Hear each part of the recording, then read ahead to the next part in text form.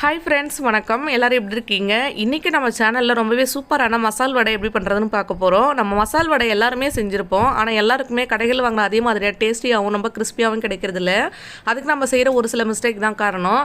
அப்படி எந்த மிஸ்டேக்குமே பண்ணாமல் பர்ஃபெக்டான மசால் வடை எப்படி பண்ணுறது அப்படின்றது தான் இன்றைக்கி நான் சொல்ல போகிறேன். பருப்பு சூஸ் பண்ணுறதுலேருந்து எப்படி வடை போடணும் அப்படின்றது வரைக்கும் ஒரு சின்ன சின்ன ட்ரிக்ஸ் தான் இருக்குது. இதெல்லாம் ஃபாலோ பண்ணிங்க அப்படின்னா ரொம்பவே டேஸ்டியாக சூப்பரான மசால் வடை நம்மளால் செய்ய முடியுங்க. ஃபஸ்ட்டு நம்ம பருப்பு சூஸ் பண்ணுறதை பார்த்துடலாம். பருப்பு நீங்கள் எப்போதுமே கடலை பருப்பில் வடை செய்யாமல் இது மாதிரி பட்டாணி பருப்பில் செய்யுங்க. அப்போ தான் வடை ரொம்ப டேஸ்டியாகவும் நல்லா கிறிஸ்பியாகவும் இருக்கும் ரொம்ப நேரத்துக்கு நம்மளுக்கு. ஸோ அதனால் கடலை பருப்பு அவாய்ட் பண்ணிக்கோங்க. பட்டாணி பருப்புன்னு கடைகளில் கிடைக்கும், அது யூஸ் பண்ணுங்கள். அடுத்ததாக மாவு அரைச்சி எடுக்கிறது. ஃபஸ்ட்டு நம்ம பருப்பு ஒரு 4 மணி நேரம் போல் நல்லா ஊற வச்சுட்டு அதுக்கப்புறமா மாவு அரைச்சிக்கலாம். நான் இன்றைக்கி மிக்சியில் தான் அரைச்சிருக்கேன். மிக்சியில் அரைச்சாலும் நீங்கள் கிரைண்டரில் அரைச்சாலும் தண்ணி சேர்க்காமல் இந்த மாதிரி நல்லா அரைச்சிக்கோங்க. அப்புறம் அங்கங்கே பருப்பு முழுசாக இருக்க மாதிரி பார்த்துக்கோங்க. ரொம்ப நைஸாக அரைக்கக்கூடாது. நைஸாக அரைச்சோம் அப்படின்னா அந்தளவுக்கு டேஸ்ட் இருக்காது. முழு பருப்பு இருக்கும்போது தான் அது நல்லா ரோஸ்ட் ஆகி சூப்பராக இருக்கும் நம்மளுக்கு. ஸோ அதனால் முழு பருப்பு இருக்க மாதிரி பார்த்து அரைச்சிக்கோங்க. அதே மாதிரி வடை செய்யும் போது வெங்காயம் அதிக அளவில் சேர்த்துக்கோங்க. இந்த வெங்காயம் தான் பார்த்தீங்கன்னா ஒரு சூப்பரான டேஸ்ட்டு கொடுக்கும். ஸோ அதனால் அதிகமாக வெங்காயம் சேர்த்துக்கோங்க. நான் 1 கப் அளவு வெங்காயமும் காரத்துக்கு தகுந்த மாதிரி பச்சை மிளகாவும் சேர்த்துக்கிறேன். அடுத்ததான் நான் கருவேப்பிலை எடுத்திருக்கேன். நல்லா ஃப்ரெஷ்ஷாக இருக்க கருவேப்பிலையை ஒரு கொத்து எடுத்திருக்கேன். இது கையாலே பிச்சுட்டு அப்படியே சேர்த்துக்கோங்க. கண்டிப்பாக வடையில் சோம்பு சேர்த்துட்டு செய்யுங்க. இந்த வடையில் நான் சோம்பு சேர்த்து செய்யலை, அதை நான் மறந்துட்டு அதுக்கப்புறமா தான் எனக்கு ஞாபகம் வந்தது. ஸோ நீங்கள் ஸ்கிப் பண்ணாமல் கண்டிப்பாக சோம்பு சேர்த்துக்கோங்க. அடுத்ததாக கண்டிப்பாக பூண்டு சேருங்க. பூண்டு சேர்க்கும் போது சீக்கிரமாக நமக்கு டைஜஸ்ட் ஆகும், கேஸ்ட்ரபிள் ப்ராப்ளம்லாம் இருக்காது. அது மட்டும் இல்லை, ரொம்ப ஒரு சூப்பரான ஃப்ளேவரும் இருக்கும். இந்த பூண்டு உரிக்காமல் அப்படியே தட்டிட்டு சேர்த்தோம் அப்படின்னா இன்னுமே சூப்பராக இருக்கும். நான் இன்றைக்கி உரிச்ச பூண்டு தட்டிட்டு சேர்த்துருக்கேன். அடுத்ததாக இது கூடவே நல்லா ஒரு கையளவுக்கு மல்லி இலை சேர்த்துக்கோங்க. மல்லி இலை சேர்க்கும் போதும் இது ஒரு சூப்பரான ஃப்ளேவரும் நல்ல ஒரு கலராகவும் இருக்கும் பார்க்குறதுக்கு. இப்போ இது கூடவே தேவையான அளவுக்கு உப்பு சேர்த்துக்கோங்க.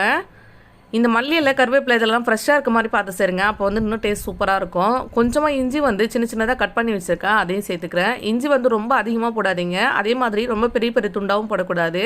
குட்டி குட்டியாக கட் பண்ணிவிட்டு போட்டுக்கோங்க. கொஞ்சம் அளவில் சேர்த்தோம் அப்படின்னாலே போதும்.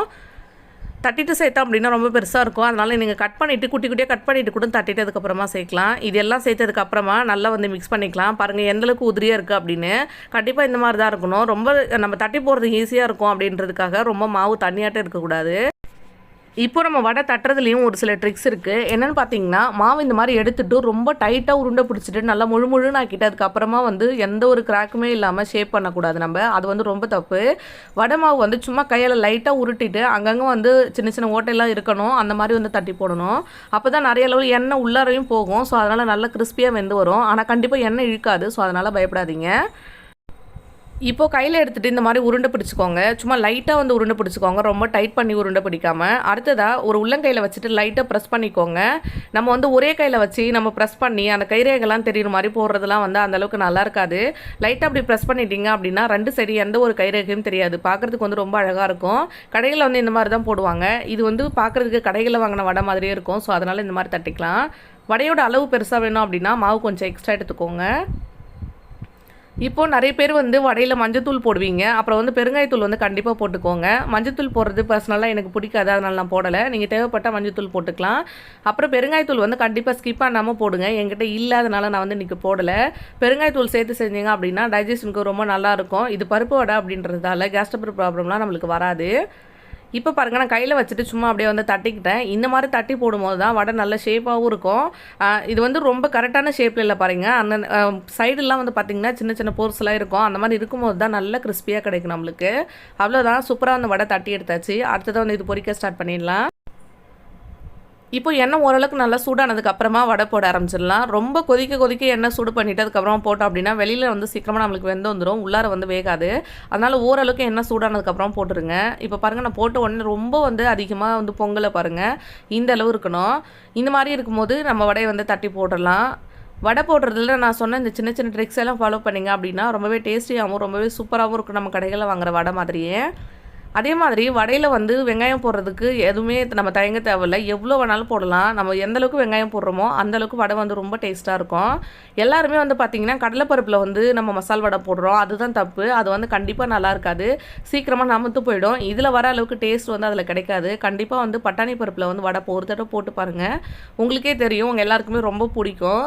நான் பார்த்த வரைக்கும் நிறைய பேர் கடலைப்பருப்பில் தான் வடை போடுவாங்க. கேட்டால் இது பழக்கம் இல்லை அப்படின்னு சொல்லுவாங்க. நிறைய இடத்துல நான் நான் பார்த்துருக்கேன். அதனால தான் வந்து இந்த அளவுக்கு இதை சொல்கிறேன். நீங்கள் ஒரு தடவை ட்ரை பண்ணி பார்த்தீங்க அப்படின்னா உங்களுக்கே தெரியும் ரெண்டுத்துக்கு இருக்கிற டிஃப்ரெண்ட்டு. இப்போ நான் தட்டிட்டு போட்டுக்கிறேன். போட்டுட்டு இது ஒரு சைடு நல்லா வெந்ததுக்கப்புறமா திருப்பி விட்டுட்டு திருப்பி 2 சைடும் நல்ல கோல்டன் கலரில் வர வரைக்கும் சூப்பராக வந்து ஃப்ரை பண்ணி எடுத்துக்கோங்க. ஒரு சிலர் வடை வந்து நல்லா மஞ்சள் கலரில் இருக்கும்போதே எடுத்துருவாங்க. அது சீக்கிரமாக நமுத்து போயிடும். சாப்பிடும் போதும் நம்ம மாவு சாப்பிட்ற மாதிரி இருக்கும். அந்த மாதிரி எடுக்கக்கூடாது.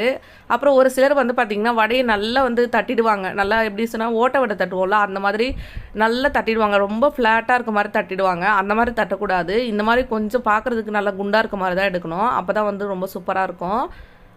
இப்போ இதுவே வந்து மாவு அதிகமான அளவில் எடுத்துகிட்டு நீங்கள் பெருசாக போட்டிங்க அப்படின்னா பெரிய வடையாக கிடைக்கும் நம்மளுக்கு. அவ்வளோதான். மாவு வந்து எக்ஸ்ட்ரா எடுக்க மாதிரி இருக்கும். ரொம்ப குட்டி குட்டியாகவும் ரொம்ப ஃப்ளாட்டாகவும் தட்டி போட்டிங்க அப்படின்னா அந்தளவுக்கு நம்மளுக்கு டேஸ்ட்டாக இருக்காது.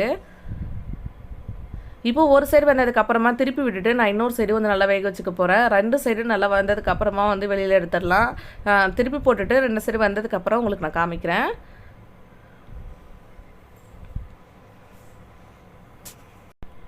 இப்போ பாருங்கள் ஓரளவுக்கு நல்லா வெந்துருச்சு. மேக்ஸிமம் வந்து எல்லாருமே இந்த ஸ்டேஜில் எடுத்துருவீங்க. அதுதான் தப்பு. இந்த ஸ்டேஜில் நம்ம எடுக்கும்போது சீக்கிரமாக நம்மளுக்கு வந்து நமத்து போயிடும். ஸோ அதனால் எடுக்காதீங்க. இன்னும் கொஞ்சம் நேரம் வந்து நல்ல கலர் மாறி வரணும். அது வரைக்கும் நம்ம வெயிட் பண்ணலாம். நல்லா திருப்பி விடுங்க. எண்ணெய் தேவைப்பட்டால் நிறைய சேர்த்துட்டு பொரிச்சிங்க அப்படின்னா இன்னுமே நம்மளுக்கு நல்லாயிருக்கும்.